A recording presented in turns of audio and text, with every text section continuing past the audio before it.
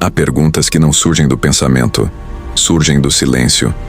Perguntas que aparecem quando tudo está quieto, quando o mundo dorme, quando, por um instante, deixamos de nos distrair de nós mesmos. Quem somos? Quando ninguém está nos olhando, somos apenas corpo? Apenas cérebro, sinapses, impulsos elétricos? Ou existe algo que atravessa tudo isso? Algo que observa de dentro? E se nem todos os que caminham estiverem completamente aqui?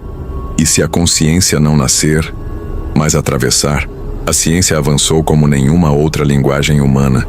Iluminou o invisível, mediu o impensável, mapeou o interior do corpo com precisão quase divina.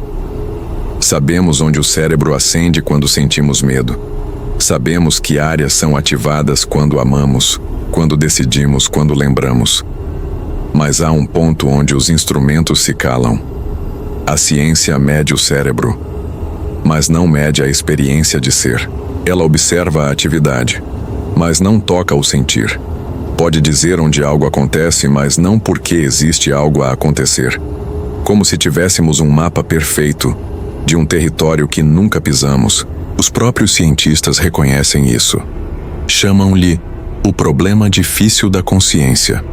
Difícil, porque talvez não seja um problema técnico, mas um limite. Talvez a consciência não seja algo que se encontra, mas algo a partir do qual tudo é encontrado. Muito antes dos laboratórios, antes dos microscópios, antes da linguagem científica, o ser humano já sussurrava estas perguntas ao fogo, às estrelas, ao escuro. Chamou-lhes muitos nomes: espírito, alma, sopro, centelha, viajante. Não como conceitos técnicos, mas como experiência íntima. Segundo o pensamento espiritualista, o espírito é o ser que atravessa o tempo. A alma é esse mesmo ser, enquanto vive uma vida. E a consciência é a chama silenciosa que observa tudo isso acontecer. Não é algo que se aprende, é algo que se recorda. Talvez por isso essas ideias nunca desapareceram. Mudaram de nome, de forma, de símbolo, mas continuam a regressar.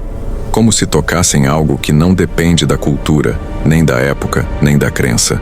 Mas há um mito moderno que se espalha nas sombras dessas perguntas.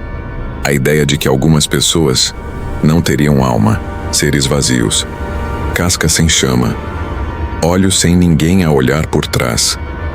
Essa ideia assusta, e precisamente por isso, precisa ser analisada com cuidado. Nenhuma tradição espiritual séria afirma isso literalmente. O que existe não é ausência de alma, é esquecimento.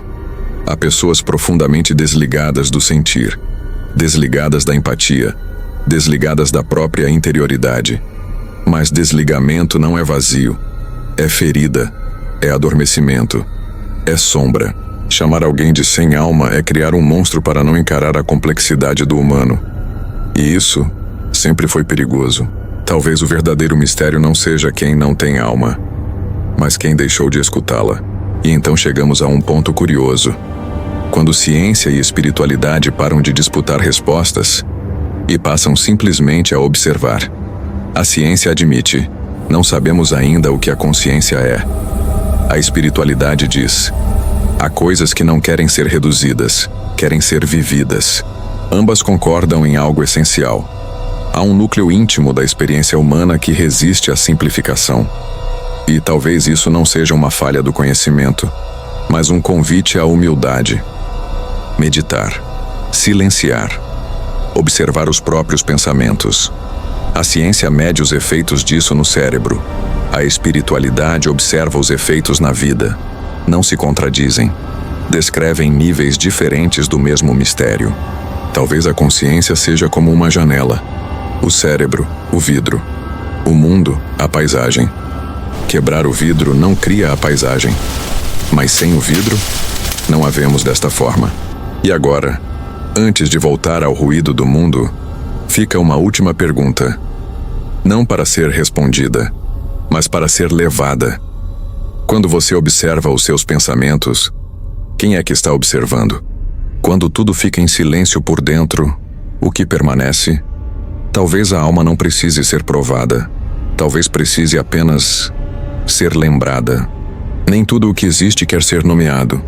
Algumas coisas querem apenas ser escutadas.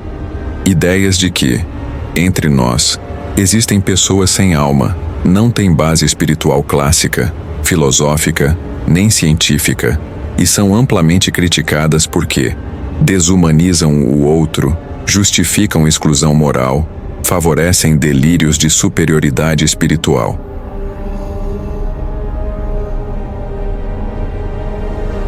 Há conhecimentos que iluminam o mundo. Outros iluminam o sentido. Quando o saber explica tudo, mas não sabe para onde vai, algo se perde. Quando o sentido se afasta da realidade, algo também se obscurece. Talvez compreender não seja escolher um lado, mas permitir que diferentes formas de olhar caminhem juntas. Nem tudo precisa ser resolvido. Algumas coisas precisam apenas ser mantidas em diálogo.